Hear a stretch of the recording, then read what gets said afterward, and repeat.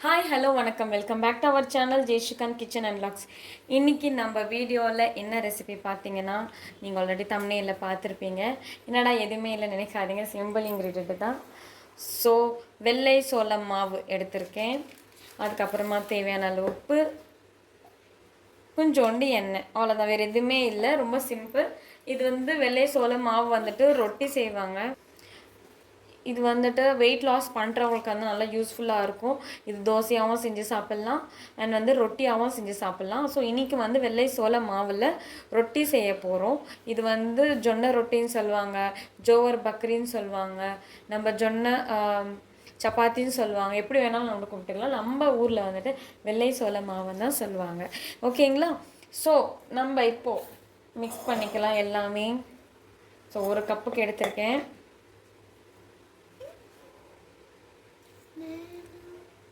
சேர்த்துட்டு தேவையான அளவு உப்பு சேர்த்ததுக்கப்புறமா ஒரு தடவை இந்த மாதிரி மிக்ஸ் பண்ணிக்கோங்க. ஃபுல்லாக எல்லாமே கோட்டிங் ஆகும். ஆஸ் யூஷுவல் சப்பாத்தி மாவுக்கு பிசைகிற மாதிரி தான். ஓகேங்களா? ஆனால் இப்போ மட்டும்தான் நம்ம எண்ணெய் சேர்க்குறோம்.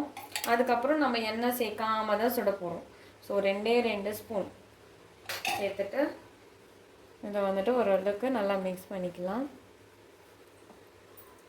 எண்ணெய் செய்யாமல் தான் மிக்ஸ் பண்ணிக்க போகிறோம். ஸோ இப்போ தண்ணி கொஞ்சம் கொஞ்சமாக சேர்த்து ஒரு சப்பாத்தி மாவு மாதிரி பிசைஞ்சிக்கலாம். ஸோ நான் வெது வெதுப்பாக இருக்கிற தண்ணி எடுத்திருக்கேன். கொஞ்சம் நல்லா சீக்கிரமாக சாஃப்ட் ஆகிடும். ஸோ அதுக்காக தான். ஸோ சப்பாத்தி மாவு மாதிரி இப்போ நம்ம பிசைஞ்சிக்கலாம் இதை. ஸோ சப்பாத்தி மாவு மாதிரி நல்லா பிசைஞ்சாச்சு. பட் சப்பாத்தி மாவு அளவுக்கு ஹார்டாக வரல. ஸோ இது சும்மா பிசைஞ்சாலே நல்லா சாஃப்டாக வந்திருக்கு பாருங்கள். விடனாலே உள்ளே போயிடுது. சும்மா லைட்டாக தான் பாருங்கள், அவ்வளோதான். இது என்ன பண்ண போகிறேன்னா, இது மேலே ஒரு மூடி இல்லைன்னா ஒரு கிளாத் போட்டுட்டு இதை அப்படியே விட்டுடலாம். இதுக்கு எதுவுமே அப்ளை பண்ண தேவையில்லை. ஜஸ்ட்டு ஒரு 5 மினிட்ஸ் ரெஸ்ட்டு கொடுத்தா போதும். ஸோ இதை அப்படியே ரெஸ்ட்டு கொடுத்துடலாம். ஸோ 5 மினிட்ஸ் ஆகிடுச்சு. அவ்வளோதான், சாஃப்டாக வந்திருக்கு. இப்போ நம்ம இதை சப்பாத்தி மாவு மாதிரி நம்ம தட்டி எடுத்துக்கலாம். ஸோ கோதுமை மாவு இல்லைன்னா இதே ஃப்ளவர் எடுத்து பண்ணிக்கோங்க. நான் என்னோடய கிச்சன் பிளாட்ஃபார்மே யூஸ் பண்ணிக்கிறேன். கொஞ்சம் நல்லாயிருக்கும் அதுக்காக.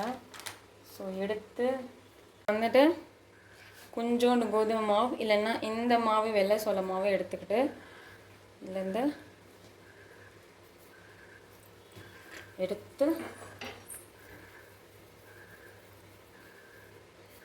ரோல் பண்ணி ஜஸ்ட் மேலே கையாலே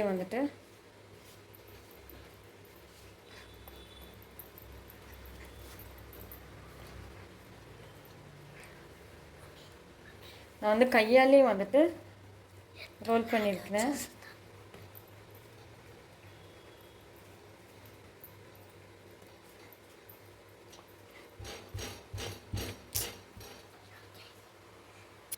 ஸோ இது கொஞ்சம் கேர்ஃபுல்லாக நீங்கள் பண்ண வேண்டியதாக இருக்கும். இதே மாதிரி எடுத்து கொஞ்சம் கேர்ஃபுல்லாக எடுங்க, பிரியறதுக்கு சான்சஸ் இருக்குது.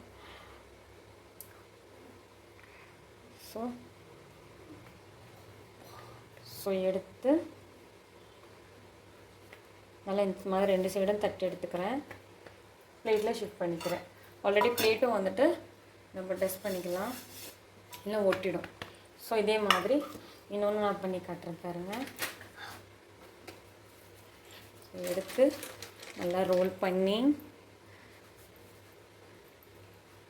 அதிகமாகவே மாவு தேவைப்படும்.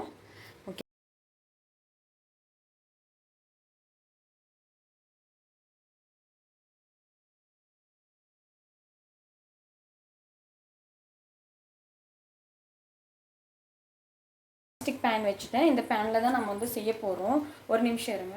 ஸோ பேன் சூடாகிடுச்சு. இப்போ நான் சிம்மில் வச்சுட்டு நான் என்ன பண்ண போகிறேன்னா, ரொட்டி நம்ம ஆல்ரெடி செஞ்சு வச்சுருக்கேன். அந்த ரொட்டி அப்படியே இது மேலே போட்டுட வேண்டியது தான். போட்டுட்டு நீங்கள் என்ன பண்ணணும்னா, ஆயில் எதுவுமே அப்ளை பண்ணக்கூடாது. ஜஸ்ட்டு தண்ணி, இந்த மாதிரி தண்ணி எடுத்து மேலே சும்மா இந்த மாதிரி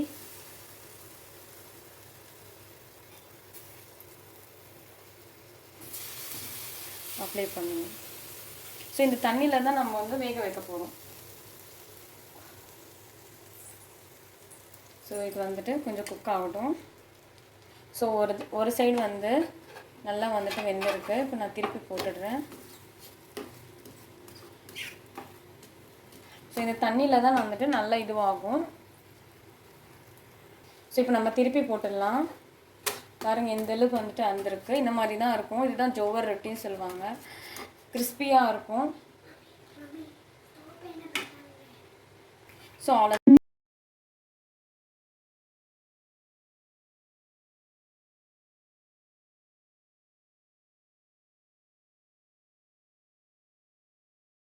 ஸோ நம்ம வந்து இன்றைக்கி பிளேட்டிங் சர்வ் பண்ணிக்கலாம். ஸோ ஜோவர் ரொட்டி சுட சுட ரெடி ஆகிடுச்சு. ஸோ அவ்வளோதான்.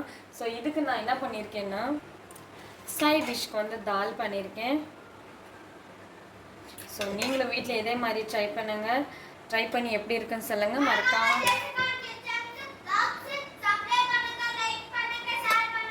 Thank you for watching this video. Bye.